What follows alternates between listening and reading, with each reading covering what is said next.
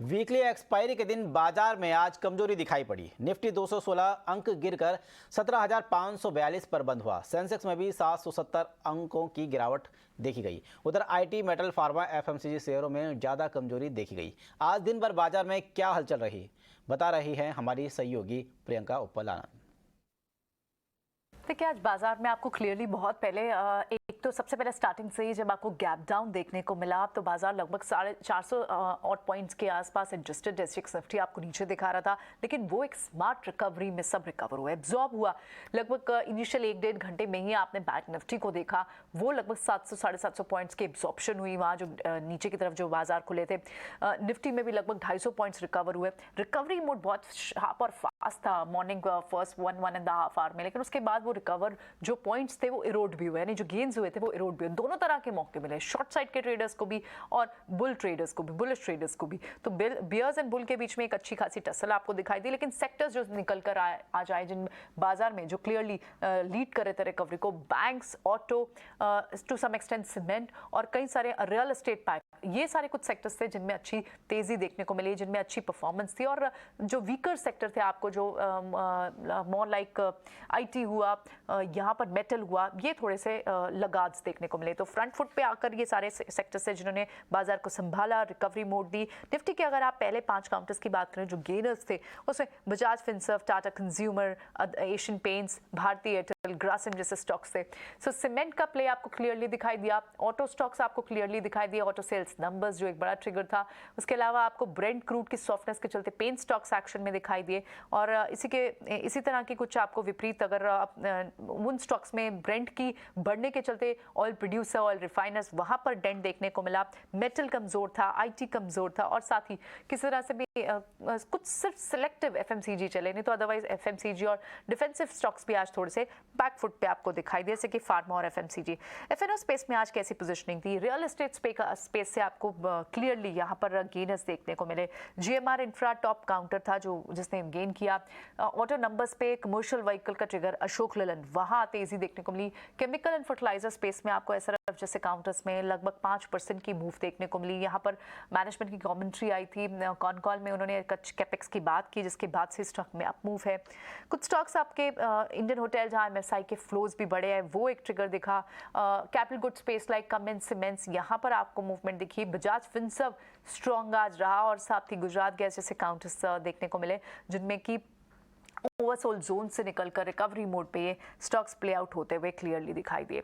So maximum short covering आपको banking stocks में देखने को मिली, मैक्सिमम एडवांसेस आपको ऑटो स्पेस से देखने को मिले, और मैक्सिमम डिक्लाइंस आपको टेक्नोलॉजी स्पेस से देखने को मिले।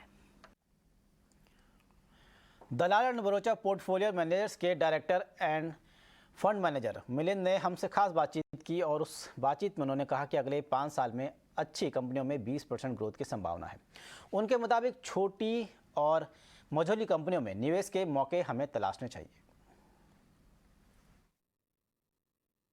अगर स्टॉक मार्केट पे को देखना है तो इट इज ऑलवेज बेटर कि आप हिस्ट्री ठीक से पढ़ ले, क्योंकि हिस्ट्री ऑलवेज रिपीट्स, और that is true in stock market also.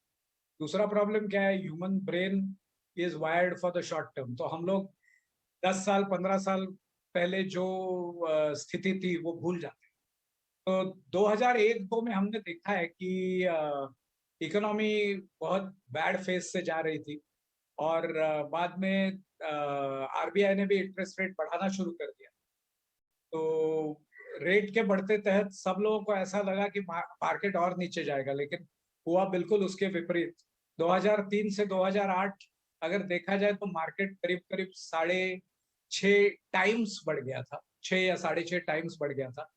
वही समय में यूरोप और अमेरिका की मार्केट्स इतनी नहीं बढ़ी थी। ऑफ कोर्स उसका रीजन एक डेफिनेटली था कि जीडीपी ग्रोथ उस समय नॉमिनल जीडीपी ग्रोथ 12 से 13%। तो अभी भी मुझे वही माहौल क्रिएट होता हुआ दिख रहा है, और अगले 4-5 साल अगर हम लोग 12 से 13% अगर ग्रो होते हैं जीडीपी में, तो all good companies in this environment ought to grow at about 20%, और that is what will drive the market, ये मेरा मानना है। चलिए, कमोडिटी मार्केट में आज तो चौतरफा बिकवाली दिख रही है। सोने, चांदी, क्रूड और मेटल में गिरावट बढ़ती जा रही है। क्या है इस गिरावट की वजह? पूरी अपडेट के साथ हमारे साथ जुड़ चुके हैं हमारे सहयोगी विश्वमोहन। बताएं, जिस तरह से जैक्सन होल में फेड के बयान के बाद लगातार इस मार्केट में, कमोडिटी मार्केट में बिकवाली बढ़ रही है, जबकि जो वैसा मार्केट है वो संभल गया है। आखिर क्यों टूट रहा है ये मार्केट? देखिए, बाजार को सबसे बड़ी चिंता है कि जैक्सन होल में जिस तरह के कमेंट्री आए थे फेड चेयरमैन के, उसके बाद से लग रहा है कि ग्लोबल ग्रोथ को लेकर दिक्कतें बढ़ सकती है अगर ब्याज दरें लगातार बढ़ती गई। और यही वजह है कि लगातार कमोडिटी मार्केट में, खास करके नॉन एग्री मार्केट में ज़बरदस्त गिरावट दिख रही है। बेस मेटल्स देखिए कितना टूट गया है।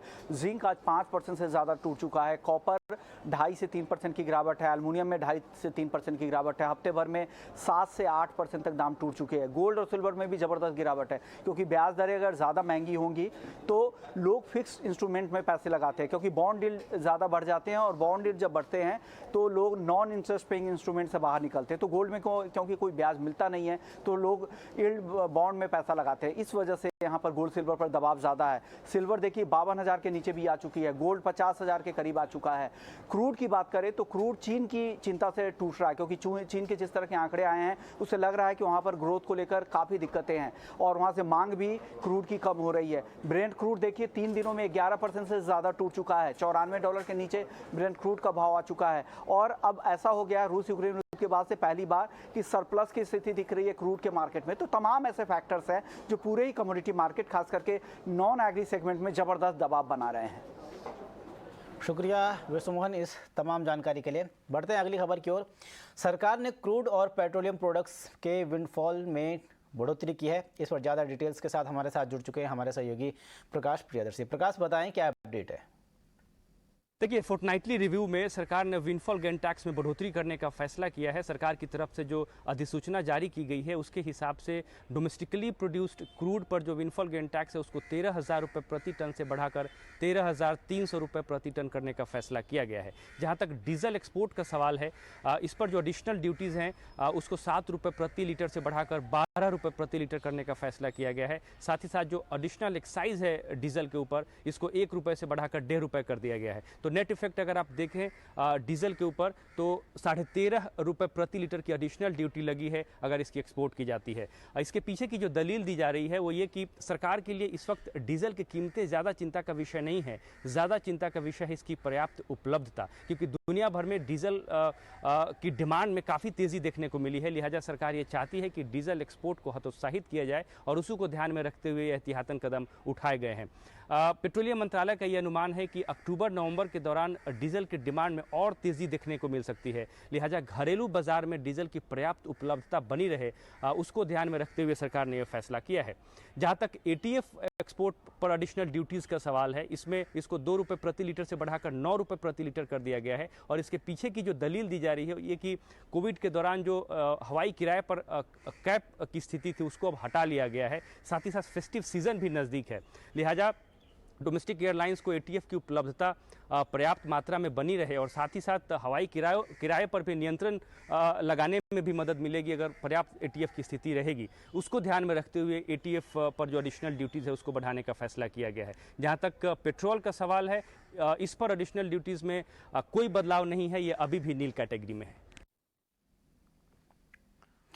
चलिए, खबरों का सिलसिला आगे बढ़ाते हैं और बात करते हैं भारत के एविएशन सेक्टर की। भारत का एविएशन सेक्टर दुनिया का सबसे तेजी से बढ़ता एविएशन मार्केट है और बोइंग इंडिया इसे एक बड़े अवसर के तौर पर देख रही है। ईटी नाउ स्वदेश संवाददाता समीर दीक्षित के साथ खास बातचीत में बोइंग इंडिया के प्रेसिडेंट सलील गुप्ते ने कहा कि अगले 20 साल तक भारत की एविएशन इंडस्ट्री 7% सालाना की दर से आगे बढ़ेगी। हमारे संवाददाता समीर दीक्षित ने उनसे भारतीय एविएशन सेक्टर की ग्रोथ पर जब सवाल पूछा तो उन्होंने क्या कहा, सुनते हैं।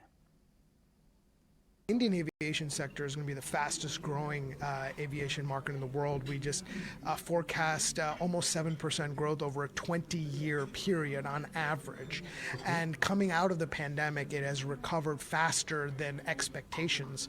And we think it's going to continue a sustained rate of growth, over a longer period of time, driven by the burgeoning middle class growth here, driven by passengers choosing aviation over other forms of transport like rail or driving as they increase in wealth, and we really think that's going to be a huge opportunity for all of us in aviation in India. Okay. Boeing being a dominant player in the aircraft manufacturing space, since you said it's going to be a 7% growth, what sort of demand in terms of aircraft could be there, and how Boeing would like to play a significant role in this, in widening your space? Yes. Well, so that's going to translate to well over 2,000, almost 2,300 aircraft over the next 20 years of that sustained growth. And so that is comprised of narrow bodies, so single aisle aircraft like the 737 MAX, the wide body, the larger long haul aircraft that have two aisles, like the 777, the 777X, which is forthcoming, and then the 787, of course, which is the world's most efficient aircraft that is already flying with Indian carriers today. And then cargo aircraft. Cargo is going to be a much larger part of the Indian market ecosystem as we go forward, driven by not just intercontinental long-haul cargo, but also domestically through the growth of e-commerce. Is going to drive short-haul cargo on aircraft like the 737 NG Boeing converted freighter, which has already come into India as well. So it's across all of those facets that we see opportunity. बीते कुछ समय में flights पर छाए तकनीकी खराबियों के काले बादल छटने का नाम नहीं ले रहे हैं। ताज़ा मामला स्पाइस जेट से जुड़ा हुआ है, जहां आज दिल्ली से नासिक जा रही स्पाइस जेट की फ्लाइट में टेक ऑफ के बाद अचानक से ऑटो पायलट सिस्टम में खराबी आ गई, जिसके चलते फ्लाइट को दिल्ली वापस लौटना पड़ा। डीजीसीए के मुताबिक इस फ्लाइट ने सुबह करीब 7 बजे दिल्ली से नासिक के लिए उड़ान भरी थी। आपको बता दें कि इससे पहले 29 अगस्त को मुंबई एयरपोर्ट पर भी लैंडिंग के समय स्पाइस जेट के विमान का टायर फट गया था, जिसके बाद दिल्ली से आ रही फ्लाइट की इमरजेंसी लैंडिंग कराई गई थी।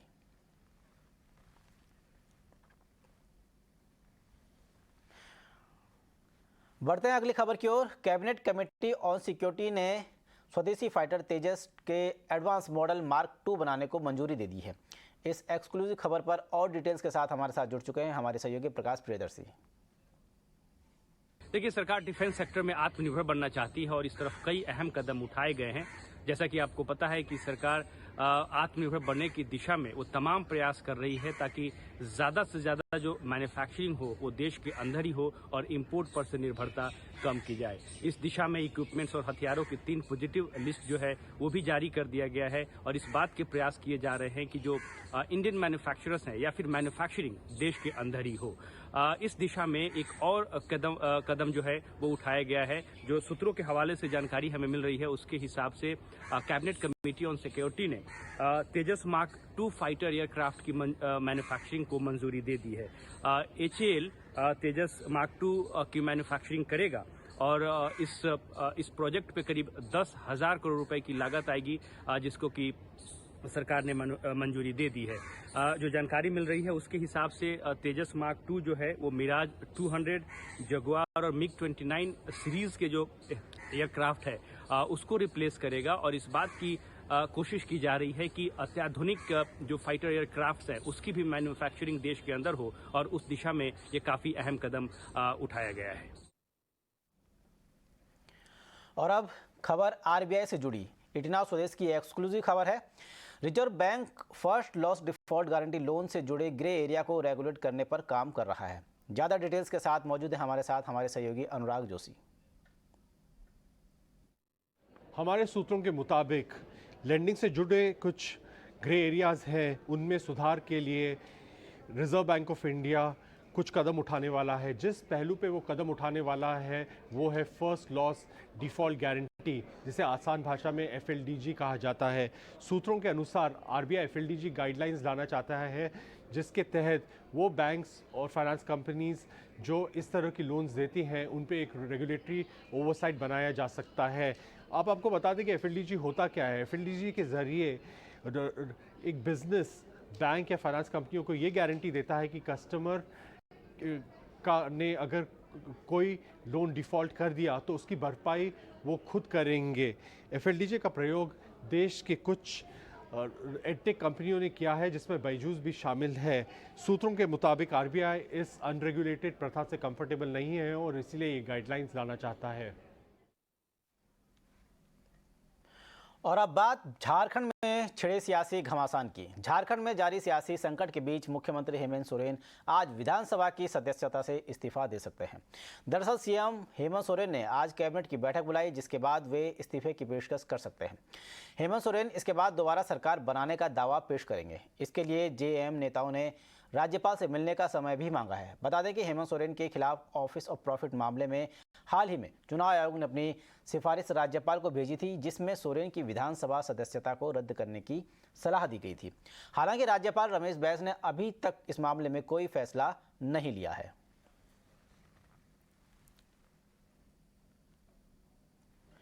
बढ़ते हैं अगली खबर की ओर। हंगामे के बीच दिल्ली के सीएम अरविंद केजरीवाल ने विश्वास मत हासिल कर लिया है। दिल्ली विधानसभा में हुई वोटिंग में प्रस्ताव के पक्ष में 58 वोट पड़े। इस दौरान केजरीवाल ने कहा कि दिल्ली में ऑपरेशन लोटस फेल हो गया है।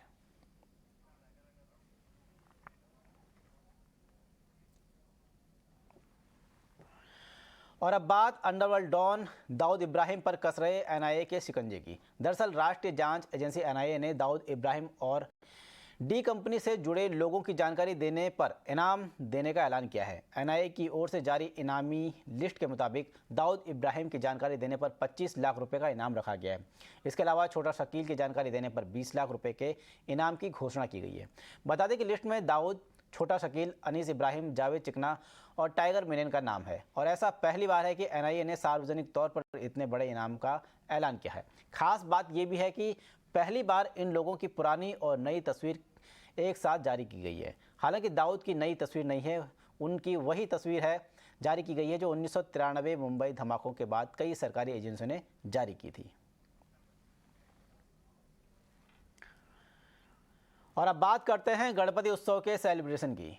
बाप्पा का शानदार वेलकम हो चुका है। मुंबई के सभी पंडालों में लोगों का हुजूम उमड़ पड़ा है, लेकिन इन पंडालों में सबसे स्पेशल है लाल बाग के राजा का पंडाल, जो भक्तों की मनोकामना पूरी करने के लिए और अपने सबसे ज़्यादा चढ़ावे के लिए फेमस है। हमारी सहयोगी शिवानी ने लाल बाग से आपके लिए ये स्पेशल रिपोर्ट भेजी है। लाल बाग के राजा के खजानों की बात की जाए तो हर साल वो चर्चा में होते हैं, जहां लाखों हजारों भक्त रोज दर्शन करने आते हैं तो चंदा भी चढ़ाते हैं। ये आपको साफ तौर पर बता दें कि ये खजाने का वो हिस्सा है जो कि मुद्रा के रूप में यानी कि कैश के रूप में जो है लोगों ने चढ़ाया है। आपको बता दें कि हर साल की बात की जाए तो 2 सालों तक लोगों को खुद आकर दर्शन करने का मौका नहीं मिला था, लेकिन इस बार जब लोग आए हैं, खुद फिजिकली पंडाल तक पहुँच रहे हैं, तो खुद एक बड़े पैमाने पर चंदा भी लोगों ने चढ़ाया है। सोना, चांदी, आभूषण, कई सारी चीज़ें इसमें चढ़ती हैं। मुकुट चढ़ते हैं, गहने चढ़ते हैं, हीरे ज़वरात चढ़ते हैं, लेकिन उसमें कैश के मायने भी काफ़ी होते हैं, क्योंकि यहाँ पर अमीर से लेकर हर गरीब हार फूल के ज़रिए पुष्पगुच्छ के तरह जो है नोटों को बनाते हैं और उसका दान पुण्य करते हैं। और आपको मैं बता दूं कि यहाँ साफ तौर पर आप देख पाएंगे कि किस तरह से जो हार बने हुए थे 20 की नोट के, 100 की नोट के, 500 की नोटों के, वो सारी चीज़ें चढ़ी हुई है। और हर साल जो है इस खजाने की जो चर्चा है वो काफ़ी बड़े एक पैमाने पर होती है कि कितना दान आया, क्योंकि ये वो दान होता है जो हर साल लाल बाग की जमा पूंजी को और ज़्यादा बढ़ाता है।